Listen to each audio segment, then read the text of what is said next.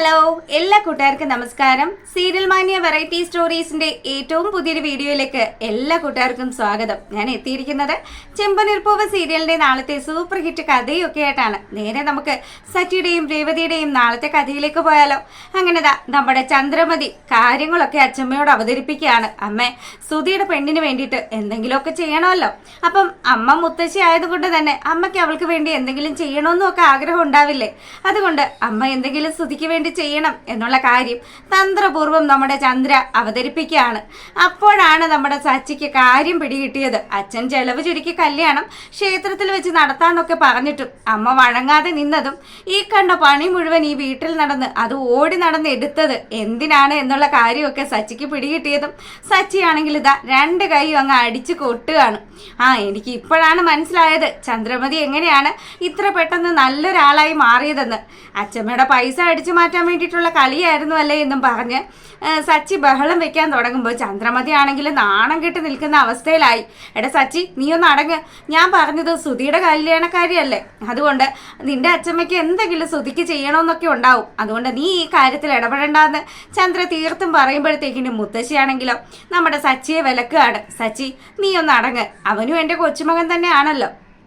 അതുകൊണ്ട് അവൻ്റെ വിവാഹത്തിന് എന്തെങ്കിലുമൊക്കെ ചെയ്യാനുള്ള അർഹതയും അവകാശമൊക്കെ എനിക്കും ഉണ്ട്. ഞാൻ എന്താ വേണ്ടതെന്ന് വെച്ചാൽ ചെയ്തോളാന്നും പറഞ്ഞ് സച്ചിയോടൊന്ന് കടുപ്പിച്ച് പറഞ്ഞതും സച്ചിക്കുട്ടന് ദേഷ്യം വന്നു. അപ്പം സച്ചിയാണെങ്കിലോ എന്തായാലും എന്തെങ്കിലുമൊക്കെ ആവട്ടെ, അവന് നല്ല യോഗമുള്ള ചെറുക്കനാണ് എന്നൊക്കെ പറഞ്ഞ് ഇവനിങ്ങനെ ചിന്തിച്ചുകൊണ്ടിരിക്കുമ്പം അച്ഛമ്മയാണെങ്കിൽ ഇതാ അലമാരിയുടെ അകത്ത് വെച്ചിരുന്ന പൈസ എടുത്തോണ്ട് വരിക. 2 ലക്ഷം രൂപയോളം ഉണ്ട്. ഈ പൈസ അവൻ്റെ കല്യാണ ചെലവിന് വേണ്ടി എടുത്തോളൂ എന്നുള്ള കാര്യം പറഞ്ഞ് ചന്ദ്രമതിയുടെ കൈവെള്ള പൈസ വെച്ചു കൊടുക്കുകയാണ്. അപ്പൊ രവി പറയുന്നുണ്ട്, അമ്മ ഈ പൈസയൊന്നും ആവശ്യമില്ലായിരുന്നു, അത് സാരമില്ല, അതിപ്പോ ഇനി ചെക്കനും പെണ്ണിനും എന്തെങ്കിലുമൊക്കെ വേണമെങ്കിൽ വാങ്ങിക്കൊടുക്കാമല്ലോ എന്ന് പറഞ്ഞ് ചന്ദ്രയാണെങ്കിൽ പൈസ ഭദ്രമാക്കി വെക്കുകയാണ്. പിന്നെ നേരം വെളുക്കാനായിട്ട് കാത്തിരിക്കുക ചന്ദ്രമതി എങ്ങനെയെങ്കിലും ഈ വീട്ടിൽ നിന്നൊന്ന് രക്ഷപ്പെടാൻ വേണ്ടിയിട്ട്. അങ്ങനെ പിറ്റേ ദിവസം രാവിലെ ആയപ്പോൾ തന്നെ രവിയെ ഉണർത്തി ഒരുങ്ങിക്കെട്ടി നിൽക്കുകയാണ്. അപ്പോൾ ഒരു ഓട്ടോയൊക്കെ വിളിച്ചു. എന്തായാലും പെട്ടെന്ന് പണക്കാരിയാകാൻ വേണ്ടിയിട്ടായിരുന്നു ചന്ദ്ര ഈ വീട്ടിലേക്ക് വന്നത് എന്നുള്ള കാര്യവും പറഞ്ഞ് സച്ചി ചന്ദ്രയെ കളിയാക്കുമ്പോഴത്തേക്കിനും അച്ഛമ്മ പറയുന്നുണ്ട്, എടാ സച്ചി, ആവശ്യമില്ലാത്ത കാര്യത്തിൽ ഇടപെടല്ലേ, ഞാൻ സുധിക്ക് വേണ്ടി ചെയ്തതല്ലേ, നീ അത് കാര്യമാക്കണ്ടെന്നും പറഞ്ഞ് സച്ചിയെ സമാധാനിപ്പിക്കുകയാണ്.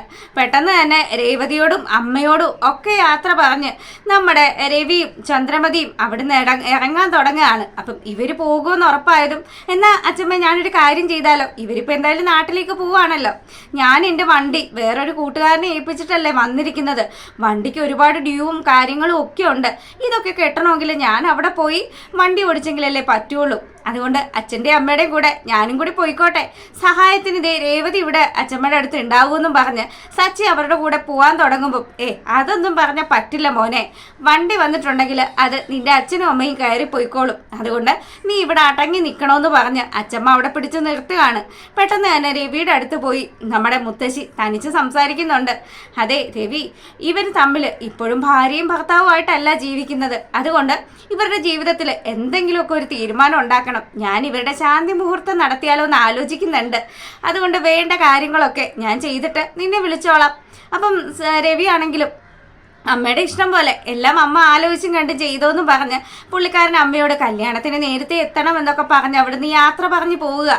അങ്ങനെ നമ്മുടെ ചന്ദ്രമതി ആഗ്രഹിച്ചതുപോലെ തന്നെ കാശൊക്കെ കിട്ടിയപ്പോൾ ചന്ദ്രമതിക്കാണെങ്കിൽ സന്തോഷം കൊണ്ട് ഒരു രക്ഷയില്ല.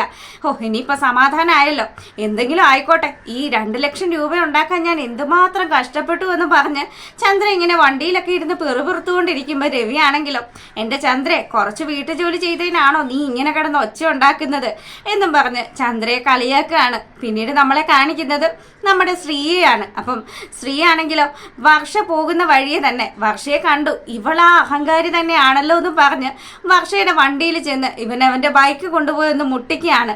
ഇങ്ങനെ വണ്ടിയിൽ മുട്ടിയതും വർഷയാണെങ്കിലോ, എടാ ഫ്രോഡെ, നീയാണല്ലേ എൻ്റെ വണ്ടിയിൽ ഇടിപ്പിച്ചതെന്ന് ചോദിച്ചിട്ട് അവൻ്റെ പിന്നാലെ വർഷ പായുമ്പോഴത്തേക്കിനും അവനാണെങ്കിലോ എസ്കേപ്പ് ആയി. അങ്ങനെ നമ്മുടെ ശ്രീ ആണെന്ന് അറിയാതെ തന്നെ ഷെഫിനെ വിളിച്ചിട്ട് വർഷ കാര്യങ്ങളൊക്കെ പറയുക. അതെ, എനിക്കിപ്പം വലിയ സന്തോഷമൊന്നും ഇല്ല. ഇന്ന് ഒരു സംഭവം ഉണ്ടായി. എപ്പോഴും ഒരുത്തൻ എന്നെ ഇങ്ങനെ ഇറിറ്റേറ്റ് ചെയ്തോണ്ടേ ഇരിക്കും. അവനെ ഞാൻ എന്തെങ്കിലും ഒന്ന് ശരിയാക്കുമെന്നും പറഞ്ഞ് വർഷ ഇങ്ങനെ കാര്യങ്ങളൊക്കെ ശ്രീയോട് പറയുമ്പോഴത്തേക്കിനും ഇവളെന്താ ഉദ്ദേശിക്കുന്നത്, ഇവളുടെ മനസ്സിൽ എന്താണ് എന്നൊക്കെ അറിയാതെ ശ്രീ ആണെങ്കിലോ എന്തായാലും ഇയാൾക്ക് എന്നോട് പറയാമല്ലോ, താൻ എൻ്റെ ഒരു ഫ്രണ്ട് ആണല്ലോ എന്നും പറഞ്ഞ് ശ്രീ കാര്യങ്ങളൊക്കെ അന്വേഷിക്കുമ്പോൾ ഒരുത്തനെ ഞാനുമായിട്ട് മിക്കവാറും ദിവസങ്ങളിൽ ഇടി ഉണ്ടാക്കാറുണ്ട്. അവൻ ഇന്ന് കൊണ്ടുവന്ന് അവൻ്റെ വണ്ടി കൊണ്ടുവന്ന് അത് എൻ്റെ 2 വീലറിൽ ഇടിച്ചായിരുന്നു എന്നുള്ള കാര്യമൊക്കെ പറഞ്ഞതും ഇവർ തമ്മിലുള്ള ഓരോ ഇൻസിഡൻറ്റുകളും ഇങ്ങനെ പറയുമ്പോഴത്തേക്കിനും പെട്ടെന്ന് തന്നെ നമ്മുടെ ശ്രീകാന്തിന് പിടികിട്ടി. അപ്പോൾ ഇവളാണല്ലേ ഈ വിളിക്കുന്നവൾ എന്നും പറഞ്ഞ് ഇവനിങ്ങനെ ആലോചിക്കുമ്പോഴത്തേക്കിനും അതെ, ഞാൻ പറയുന്നതൊക്കെ നിങ്ങൾ കേൾക്കുന്നുണ്ടോ, ഞാനൊരു കാര്യം ചെയ്യാം, അവൻ്റെ ഫോട്ടോ ഞാൻ നിങ്ങൾക്ക് ഇപ്പോൾ വാട്സപ്പ് ചെയ്യാമെന്ന് പറഞ്ഞ് നമ്മുടെ വർഷയാണെങ്കിൽ ഒരു പേപ്പറും പേനയും ഒക്കെ എടുത്ത് ശ്രീകാന്തിനെ അതേപോലെ തന്നെ വരച്ച് അവന് വാട്സപ്പ് ചെയ്യുക. ദേ, ഒരു കാര്യം ചെയ്യണം, ഈ ഫോട്ടോയിലുള്ള ആളെ 2 അടി കൊടുക്കാൻ നിങ്ങൾക്ക് പറ്റുമോ എന്ന് ചോദിക്കുക. ഇല്ലെങ്കിൽ ഞാൻ പണി അറിയാവുന്ന ആർക്കെങ്കിലും ഒരു കൊട്ടേഷൻ കൊടുക്കും. ഇവന്റെ അഹങ്കാരം അത് തീർത്തിട്ട് തന്നെ ബാക്കി കാര്യമൊന്നും പറഞ്ഞ് ഇവളിങ്ങനെ പറയുമ്പോഴത്തേക്കിനും ശ്രീകാന്ത് ഇരുന്ന് ആലോചിക്കുക, ദൈവമേ, ഞാനാണ് ഇവൾക്ക് ഭക്ഷണം ഉണ്ടാക്കി കൊടുക്കണത് എന്നുള്ള കാര്യം ഇവളെങ്ങാനും മനസ്സിലാക്കി കഴിഞ്ഞാൽ പിന്നെ തീർന്നു.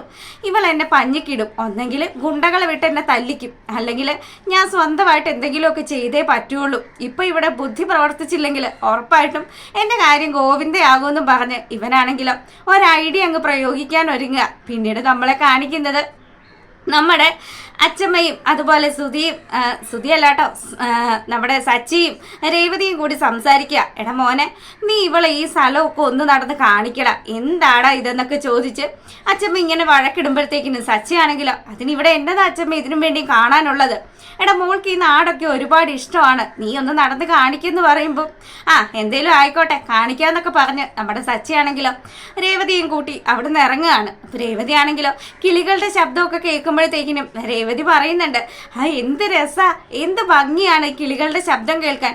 എടി വട്ടെ, നിനക്ക് മാത്രമേ ഇങ്ങനെയൊക്കെ തോന്നുള്ളൂ, എനിക്കിങ്ങനെയൊന്നും തോന്നുന്നേ ഇല്ല. നിനക്കിതാ പൂക്കള്, കിളികള്, പുഴ, പിന്നെ മല എന്നൊക്കെ പറഞ്ഞ് നീ എന്തൊക്കെയാ ഇങ്ങനെ പറഞ്ഞുകൊണ്ട് നടക്കുന്നത്, ഇങ്ങനെയുണ്ടോ ഒരു പെണ്ണ്, ഇത് എന്നെൻ്റെ തലയിൽ കയറിയെന്നും പറഞ്ഞ് സച്ചി ഇങ്ങനെ സംസാരിക്കാൻ തുടങ്ങിയപ്പോൾ രേവതിക്ക് ദേഷ്യം വരികയാണ്. അവളാണെങ്കിലോ നിങ്ങൾക്കല്ലേലും എന്നെ കൊണ്ടുപോകാനൊന്നും ഇഷ്ടമില്ല, അച്ചമ്മ നിർബന്ധിച്ചത് കൊണ്ടല്ലേ നിങ്ങൾ ഇങ്ങനെയൊക്കെ ചെയ്യുന്നത് എന്നും പറഞ്ഞ് അവൾ ഓരോ കാര്യങ്ങൾ സംസാരിച്ചു. അവസാനം 2 കൂടെ അടിയോടടുത്തു. ആ സമയത്താണെങ്കിലോ ദേ, എനിക്ക് നീ എൻ്റെ കൂടെ ഉണ്ടാവണമെന്നൊന്നും ഒരു നിർബന്ധവും ഇല്ല, അതുകൊണ്ട് നീ നിന്റെ വഴിക്ക് പോയിക്കോ എന്നുള്ള കാര്യം സച്ചി ഇങ്ങനെ പറയുകയാണ്. പെട്ടെന്ന് തന്നെ രേവതി ആണെങ്കിലോ എന്നാ ശരി ഞാൻ പോയിക്കോളാം, നിങ്ങൾ എങ്ങോട്ടാന്ന് വെച്ചാൽ നിങ്ങളും പോയിക്കോന്നും പറഞ്ഞ് 2 പേരും അപ്പുറം ഇപ്പുറമൊക്കെ മാറി നടന്നു പോകുമ്പോൾ സച്ചിയാണെങ്കിലോ പരിചയമുള്ള ഒരു പുള്ളിക്കാരനെ കണ്ട് സംസാരിക്കുകയാണ്. അപ്പോൾ പുള്ളിക്കാരൻ്റെ അടുത്തിരുന്ന് സംസാരിച്ചതും രേവതി അപ്പുറത്ത് ആ ഗ്രൗണ്ടിൻ്റെ അങ്ങോട്ട് പോകുമ്പോഴത്തേക്കിനും അവിടെ വെച്ച് അവൾ ആദിക്കുട്ടനെ കാണുക. ആദിയെ കണ്ട പാടെ തന്നെ അവൾ ഓടി ചെന്നിട്ട്, മോനെ ആദി, നീ ഇവിടെ തനിയെ കളിക്കാൻ വന്നതാണോ, നീ എന്നാ കൊണ്ട് വിശേഷം എന്നൊക്കെ ചോദിച്ച് അവനോട് സംസാരിച്ചുകൊണ്ട് നിൽക്കുമ്പോൾ സച്ചി ഇപ്പറ ഇതൊക്കെ കണ്ടവിടെ നിൽക്കുകയാണ്. സച്ചിക്കാണെങ്കിലും അവൾ അവിടെ നിൽക്കുന്നുണ്ടല്ലോ എന്നുള്ളൊരു വിശ്വാസമാണ് പുള്ളിക്കാരനും ഉള്ളത്. അപ്പം നമ്മുടെ രേവതി ആണെങ്കിൽ ആദിക്കുട്ടൻ്റെ കൂടെ കളിക്കാൻ കൂടുമ്പോഴത്തേക്കിനും അവൻ പന്തടിച്ച് ഈ ചെറുക്കനാണെങ്കിലാണ് രേവതിയെ ഉള്ള കുഴപ്പത്തിൽ മുഴുവനും ചെന്ന് ചാടിക്കുന്നത്. ഇവൻ പന്ത് തട്ടി വന്നതും ആ പന്ത് അടുത്തുള്ള ഒരു കുളത്തിലേക്ക് പോവാണ്. അപ്പം ആദിക്കുട്ടൻ അങ്ങ് ഓടിപ്പോയതും ഇവൻ വീഴുമെന്നുള്ളൊരു പേടിയിൽ രേവതി പിന്നാലെ ഓടുകയാണ്. ഓടിയതെന്താ വീഴുന്നത് പുള്ളിക്കാരിയായി പോയി. അങ്ങനെ രേവതി വെള്ളത്തിൽ വീണതും ജീവന് വേണ്ടി കിടന്ന് പെടയാണ്. അപ്പൊ ഈ ഒരു കാഴ്ച കണ്ടതും ആദ്യമാണെങ്കിലും അയ്യോ ചേച്ചി വെള്ളത്തിൽ പോയി എന്നും പറഞ്ഞ് കരയാനും തുടങ്ങി.